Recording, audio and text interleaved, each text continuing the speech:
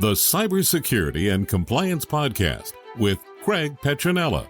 Learn about the most current IT security threats in ransomware, phishing, business email compromise, cybercrime tactics, cyber heist schemes, social engineering scams, as well as hints and tips from leading professionals to help you prevent hackers from penetrating your network and dropping ransomware or malware payloads. This podcast will arm you with the best info to defend your network against the latest cyber crimes. Don't forget to like and subscribe.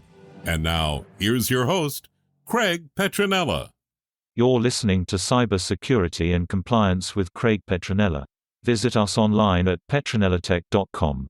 What do you think your opinion is on the current landscape of threats and how the typical small law firm, their risks or what they should pay attention to? Yeah, so I think there's a sort of increasing recognition by law firms of all sizes that cybersecurity is something we need to think about and worry about. I think there's related reasons for that. I mean, one is I think criminals have figured out that law firms tend to be places where sensitive information is collected and sort of centralized in one place. So to the extent they're looking for sort of high value targets,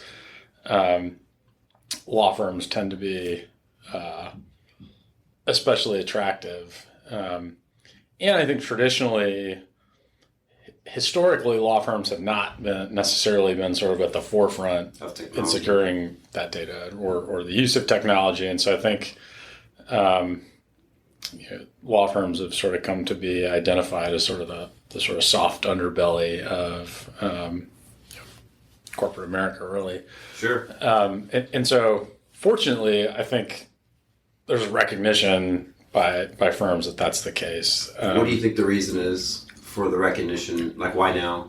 Well, I think you have some pretty highly publicized incidents where firms have been victimized. Sure. And so, you have the really prominent examples like the sort of Panama Papers case, the Mossack Fonseca firm. And more recently, you've got stories coming out about firms involved in the 9/11 litigation. So those are sort of, thankfully, I think of those as outliers, but you also hear lots of stories about firms being victimized in sort of business email compromise scams,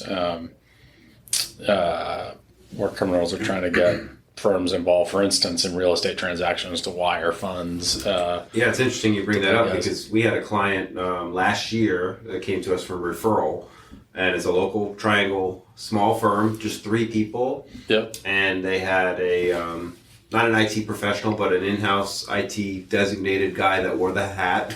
Yeah. They were using Office 365, and Bob and I actually wrote a story about this, but they didn't properly harden and secure the platform. They fell victim to a phishing email, gave the credentials.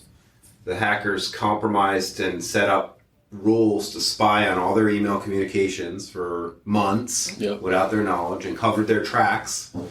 So laid low until, we're going to wire this amount of money, and then they sort of insert themselves into that conversation. Yeah, exactly. They inserted them, and then they bought a domain name with an S or something, the same firm's name, but with an S at the end. Yep. And then they impersonated, nope, those weren't the right wire instructions. We sent this is the right ones. And bam. Yeah. Lost over $500,000. Right. And scams like that have become common enough that I think our state bar has sent out alerts to lawyers who are sort of doing that, real estate closings in particular. But, in terms of the most prominent threats, the one you mentioned is the one that I think keeps most people up at night, is sort of phishing, because that's one that relies on the vigilance of an individual employee and sort of their ability to recognize and act accordingly when there's a phishing email, and as opposed to a firm's investment in technological safeguards. But do you think that most small law firms are doing the training and the testing of their staff on a monthly basis to really make sure and score that they're actually right. It is. Do I think that most are? Unfortunately, I tend to think probably not. I think, and I suspect, as you might expect, the sort of level of sophistication and investment and that sort of thing in training probably runs the gamut depending on the size and sophistication and resources that a firm has. I think some firms, and I remember just this, I think it was last weekend, the News Observer had a story about companies throughout the Triangle running sort of phishing exercises on their own employees and that sort of thing. And you hope that people are doing that. I would say they should be. I think there's nothing more effective to sort of have someone teach someone a lesson than to sort of trick them in a training exercise into clicking on something. So I think that's something firms should be doing. Whether our firm certainly is, but whether others are, I can't say. But to me, and that seems like one of the most prominent threats out there. It is. Yeah. Statistically, the users are the number one to fall victim. I mean, you could have the best security in the world, but if the user makes the wrong mistake or gives up fall subject to social engineering tactics or phishing, then what do you think? Bob and I have struggled with really raising awareness and getting people to talk to us about this topic. Even we've tried different, I've been writing for maybe 2 years now with Bob, cybersecurity articles, just different recent hacks, recent things that we wrote a story on the phishing example, just try to bring awareness and, hey, this is happening in your backyard. These are some things that, and giving good content, good knowledge for free, but never really getting any response. We've gotten zero response from the advertising and the writing that we've done. And it's just baffling to us on why. And what do you think is the reason for that? Well, that's a good question. I don't know that I can say. I mean, what I will say is, I think as I alluded to earlier, I think I have seen in some of the organizations I'm involved in, for example, the North Carolina Bar Association and other groups like that, I think there's more and more discussion about sort of law firm cybersecurity as an important issue. The Bar Association, not the Bar Association, the State Bar has recently enacted a new continuing legal education requirement that requires lawyers to have some, to devote, I think it's an hour every year now, to education on technology issues. I think in part because of a recognition that you have ethics authorities like the North Carolina State Bar and the American Bar Association issuing ethics opinions that talk about sort of lawyers' duties to protect client data. So I think there is more and more recognition sort of generally in the profession that these are important issues. Why particular, one thing might be that folks know this is an issue, but they don't really know where to start. Right. It's like I understand that I'm at risk and I need to do things to protect myself, but I don't know where to begin in terms of... But that's what's really interesting, because we put writing and advertising to hit on that topic, and that was our thought process, but not a single response on... Yeah. And we were just kind of baffled with why they...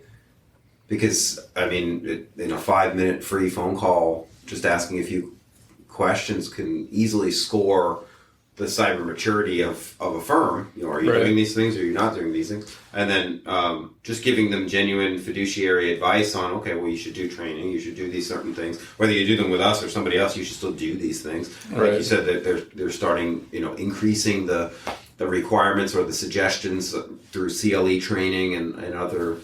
Yeah. I'm just wondering, what do you feel is the best method to bring awareness and action towards this, where it's not, where it's received well? Well, I don't know that I don't know.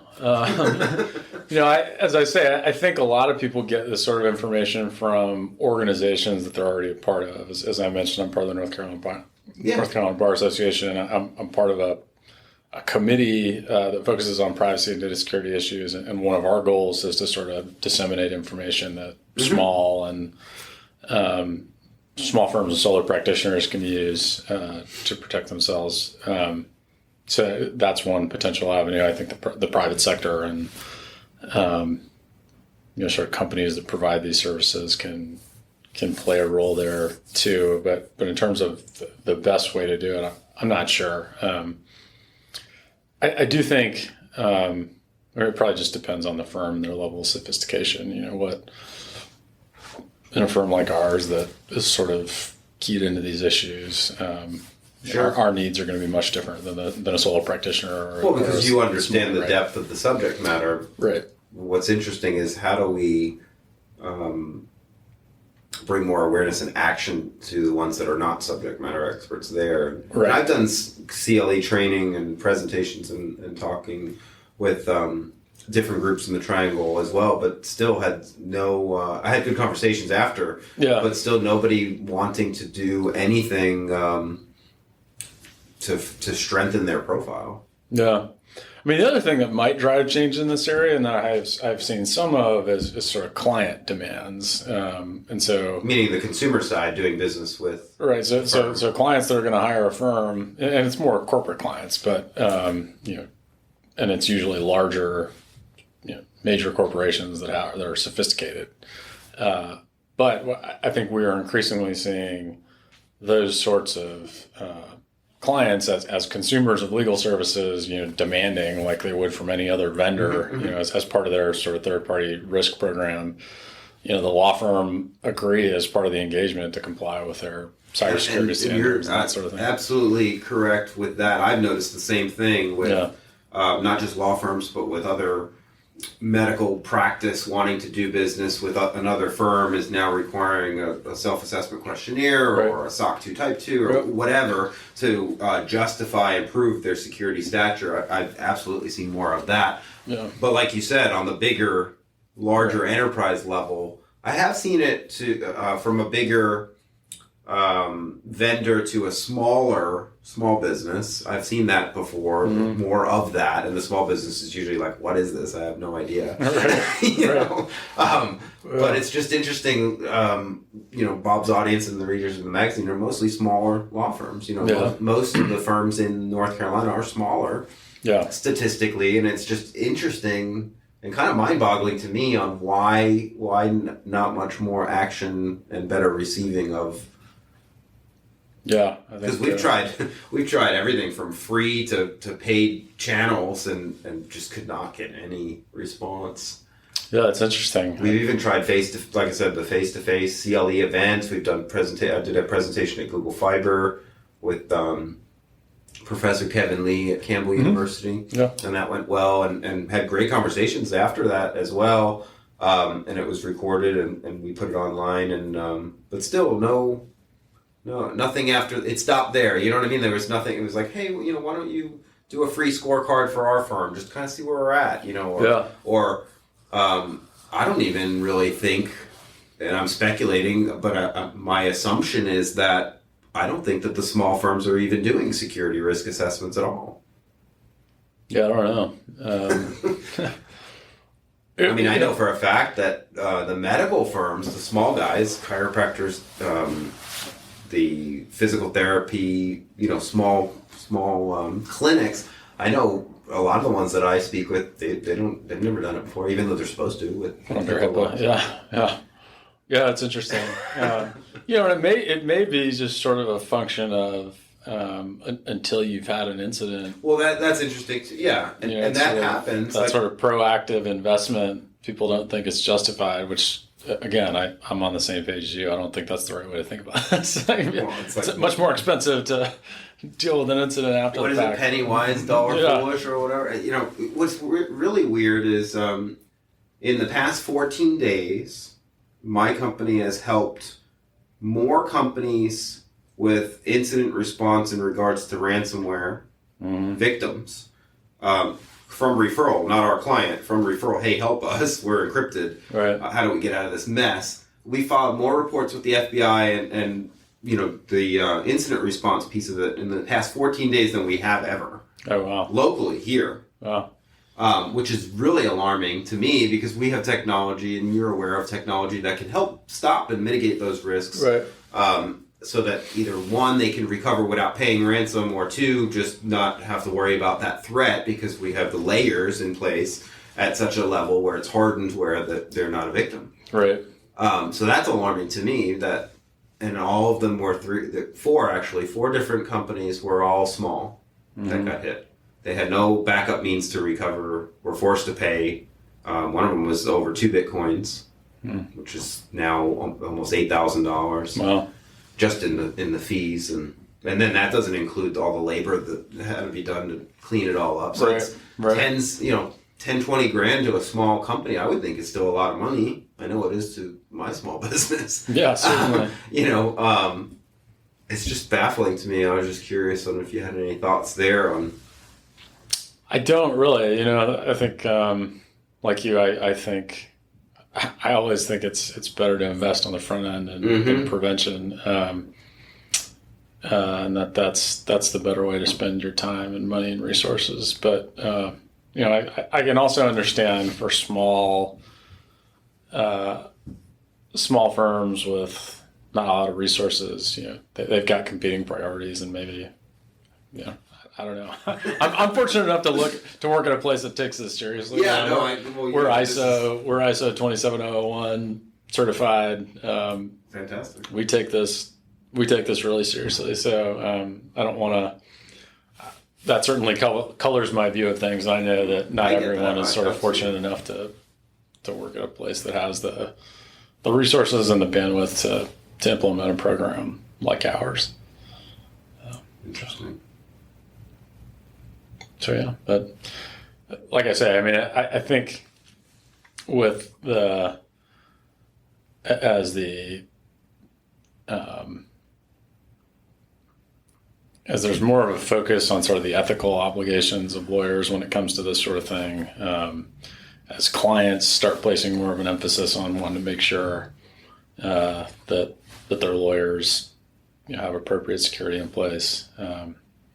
And as we have sort of more examples of the firms getting hit, whether it's through business email compromise or ransomware or sort of other nefarious acts, hopefully, folks are going to start sort of getting the message that this is something that they need to focus on. And again, I think there has been some recognition of that, but it certainly varies. There's probably a spectrum in terms of the size of firms and their level of sophistication and all that sort of thing. One of the things that my company does is we vet and test in our lab at our data center in Raleigh different technologies, what works, what doesn't, sort of the good stuff from the stuff that's just fake marketing.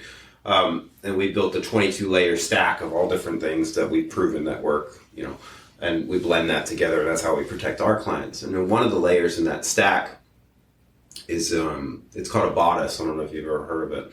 And we tried to help them. They came out of stealth mode. They got an international patent on their particular security layer. And basically what it does in a nutshell, the short version of it is it stops any type of threat from being able to write to the hard disk drive. So if you were tricked and you clicked on the link or you went to the infected website, whatever, if that droplet tried to come in through a Java exploit or whatever and try to drop that payload to your disk, it would be stopped in real time, whether it knows about the threat or not. And Lockheed Martin did a 120-page report on it, and it's fantastic technology, but it's really expensive. I mean, their minimum buy-in is like $100,000. Oh, wow. So it's really expensive. However, some of the largest law firms and largest corporations in the world use it. They don't advertise that they use it because they don't want the hackers to know their secret sauce, so to speak. But it's a very effective, it's not a silver bullet, but it's a very effective layer in their arsenal and stack. And we tried to help even that company, which we're still partnered with, but we tried to help them with in talking with larger firms, larger law firms, as well as larger enterprise CIOs. And even with them, we couldn't get, people were like, oh no, we're fine. Even though we could show realistic examples and proof of here's a capture of the flag that's been running for 10 years plus because this layer is so good. And it's just boggling to me how sometimes there's companies and people that are receptive to trying different technologies and understanding. And I understand that there's a trust level. You don't want to just trust, obviously, everyone. Right. So I understand there's barriers there, too, that need to be overcome. But even from trusted colleagues and things like that, it's just interesting how certain people are more willing to vet and check out technology like we do to see what's good, because it changes all the time. I mean, even the technology we use in our stack, in 2013, we found that a lot of it, a lot of the people were getting the endpoint security layer was letting the ransomware through. So the other layers would have to catch it. So protected secure DNS or filtering, again, training, but so it was like, okay, well, we swapped that layer out and put a better layer in that had more sophisticated heuristic technology. So we're always looking for that for our clients. And it's just interesting how I would think that there would be more awareness around, hey, we should be checking up on our security every year. We should be doing these risk assessments. We can't just make assumptions and speculate that we're okay because what we bought last year might not be good enough anymore or what, so it's just interesting. The whole puzzle is kind of mind-boggling to me. Yeah. And I think, I think the legal field is probably no different than any other field. Yeah. You've got a range of organizations in terms of size and sophistication with different, competing priorities for budget and sometimes. Some of us might think cybersecurity deserves a higher spot in terms of priority. Yeah, I'm sure we both are. I think we're in agreement there. Right, I think we're on the same page. But do you think that, I think that some, and again, I don't know this for a fact, but I'm speculating that maybe, I'm just thinking and brainstorming, do you think that some smaller companies and or law firms think that they can just buy breach insurance and just not have to worry about the rest of the puzzles? That's interesting. I don't know. I mean, I think of insurance being an important piece of the overall risk management program, but just a piece. And I would hope that nobody is relying exclusively on insurance to protect against this risk. So that's an interesting question. But I certainly have not encountered a situation where somebody sort of, instead of investing in technology or other, I just wonder if safeguards, that kind of logic goes through people's head of, well, why am I going to pay XYZ firm or buy all these software stack layers and that's going to cost me X dollars per year when I can buy cyber insurance for, right, this and if I get hacked, then I could just make a claim. I just wonder if that's some of the logic that happens for I suppose it could be. I mean, my experience, though, also is that a lot of the cyber insurers want some evidence that you've implemented safeguards to protect yourself. That's part of the underwriting process. Yeah. So do you think that will become more strict? Or what do you feel like is the stance on that? Like, if you got Mr. Insurance Company here, and then you've got XYZ small firm here, and they have a breach, like let's say that $500,000 breach, for example. Yeah. And they had breach insurance. So they called the insurance, said this is what happened. They give them all the reporting or whatever. And then Mr. Insurance Company says, well, what safeguards have you put in place? When was your last risk? Do they ask those questions? Or my experience is that's usually on the front end as part of the underwriting process. And again, I think that sort of cyber insurance market really isn't all that mature yet. So there's not a whole lot of standardization in terms of what the coverage is and the policies and that sort of thing. But I would think as that market matures that cyber insurers are going to want to do, some, sort of due diligence of the insured's program on the front end. And I think some of them already do that. There's probably some variance in sort of how deep they go, whether it's just answering a questionnaire versus, some more active looking into it. They're doing some of that now? Yeah, I know that they are. I know that some insurers are insisting, as a condition of getting coverage that you meet certain standards. Okay. And so I think that's one thing that could sort of counter the sort of strategy that you're talking about, where somebody just says, "I'm not going to worry about this. I'm just going to insure it on the back end." Maybe one day they won't be able to get the insurance. Right. It might be, to get the insurance in the first place, which I think is wise on the insurer's part. Well, yeah, because they're just going to have more claims to pay. That's right. That's exactly right. A good win for them. That's right. It's just smart business for them to kick the tires a little bit. And you would think that it would.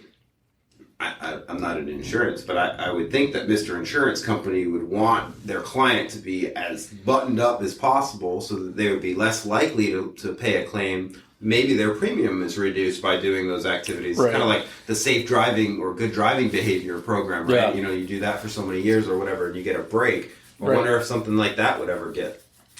Yeah, it's interesting. I mean, one thing I have also seen some insurers do is to be really sort of helpful and proactive in terms of helping with some of that sort of education about best practices and like incident response and helping companies get plans in place, because all of that, again, it's sort of a value add to the insured, but it also protects the insurance company on the back end by sort of reducing the.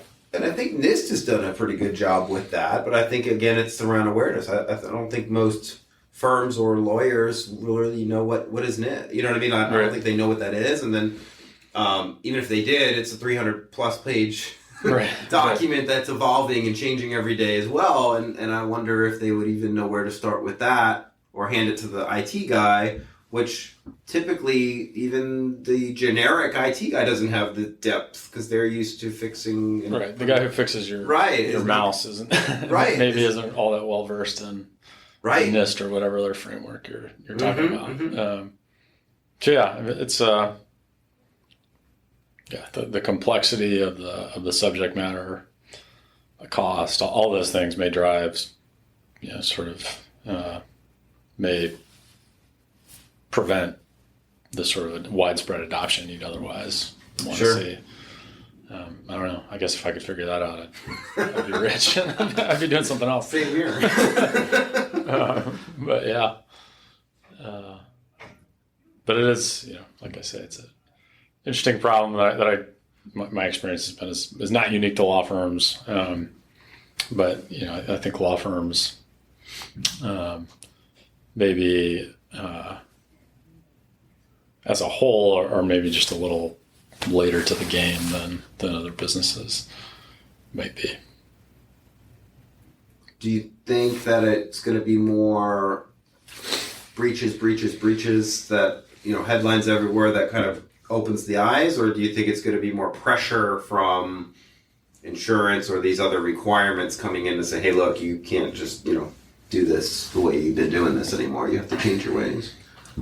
I think it would probably be both, and they're related. As there are more breaches that affect law firms, clients are going to become more concerned about how law firms are handling their data. Insurers are going to want more evidence that you've got some program in place on the front end.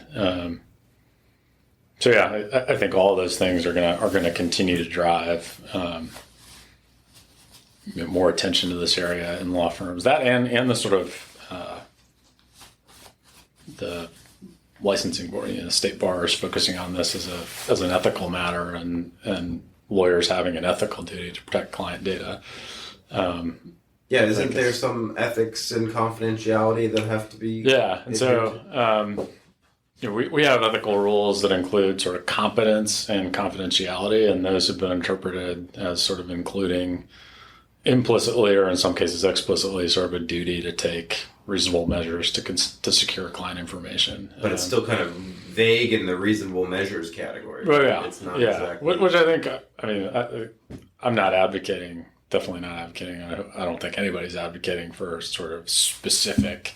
No, I think that would be probably impossible. Yeah. But at least maybe like a NIST or some type of guideline around, hey, you should do this, and that, and have these as your, and then do the assessments to score your. Yeah. Well, I think as an ethical matter, we're not there yet, and I don't know that anybody thinks we need to get there. But it is, again, that's just another factor that might sort of drive folks to pay more attention to this. Is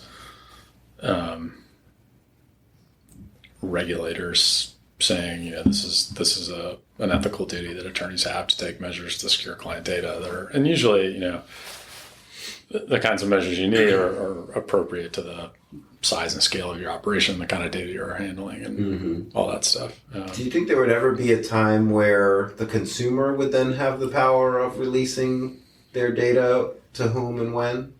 Kind of like what the healthcare industry is trying to do with blockchain and health ID technology, where the consumers then control their medical record history, and it's not in silos of different medical servers all over the place. They get to control their data, with whom they get to share it with, and when, and for how long, and can terminate it on their own.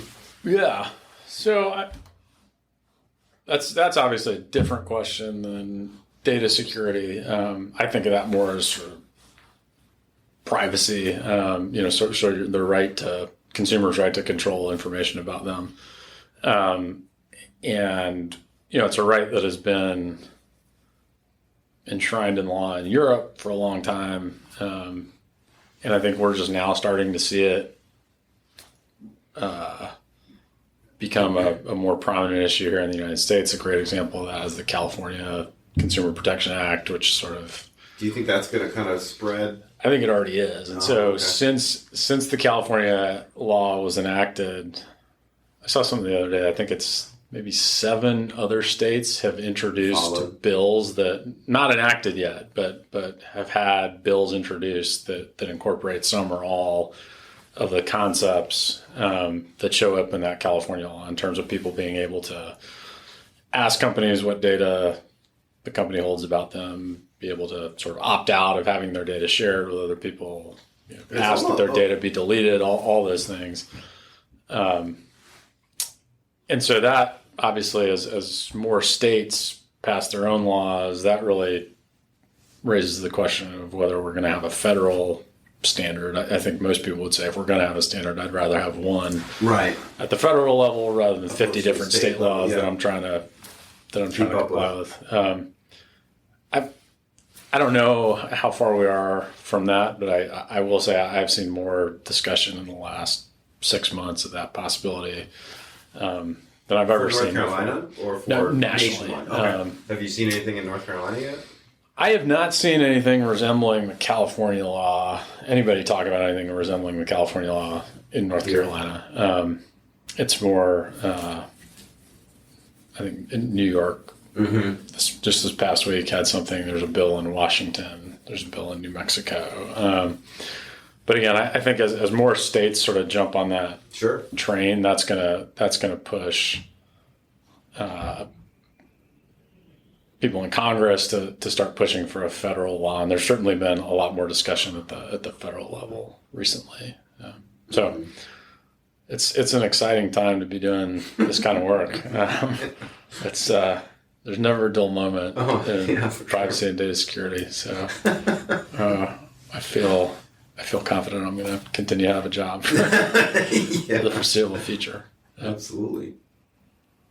Yeah, I mean, with the California law and more adoption from other states, I almost feel like it's going back to the consumer to have some more control, because with all the breaches, it seems like, well, corporations don't have it under control. They've breached all this privacy and secure information that was supposed to be held confidential. And right. I mean, pretty much we're all victims, right? IRS was hacked and all, so we're all having to kind of deal with that through identity monitoring and protections and different layers that we have to put in place on our own and into our own hands. So it's just kind of interesting. Yeah. And it's like two different things. One is the sort of the breach, like are the companies that collect data about me protecting that data from bad guys? And certainly there have been lots of prominent examples, Equifax, Marriott, like all those situations that have people very concerned about bad guys having access to their data. But the other piece that I think led to the California law, and that's leading to some of these other states to explore this, is a different issue, which is when I give a company my data, as a consumer, am I entitled to know what they're going to do with it, who they're going to share it with, what happens when they do things with it that I didn't necessarily expect? And And that's a little bit different issue than the sort of, is my data being protected from bad guys? But that's the one that I think is really sort of rising to prominence, to your point about sort of consumers having control. There's been this, because of things like the Facebook, Cambridge Analytica thing. And the recent 10-year thing. Yeah, exactly. There's more and more focus, I think, on this issue of, and it's mostly about big tech companies. It's as I give my data to big tech companies. But I think it's also awareness around people not realizing what they're giving up. Right. They don't realize that what they're accepting in the terms of use or what they're giving up and what is open to or up for grabs. Right. And then the blurry lines through that, as well as then what if something happens, like Cambridge or whatever, then it's like, oh no, they have, now it comes to light, they get it, that, okay, well now I'm a victim of that too. Right. Yeah. And that's, I think there's a philosophical debate going on right now as sort of, is consent, is having people consent to big, long privacy policies that they don't read anyway. Some people don't think that's an appropriate way to deal with these situations. Sure. But I mean, the other side of all of this is, these companies are doing innovative and interesting things. They're delivering people services that they like, sure, and that they use. And so I think the trick is sort of striking a balance between allowing companies to innovate and use data responsibly without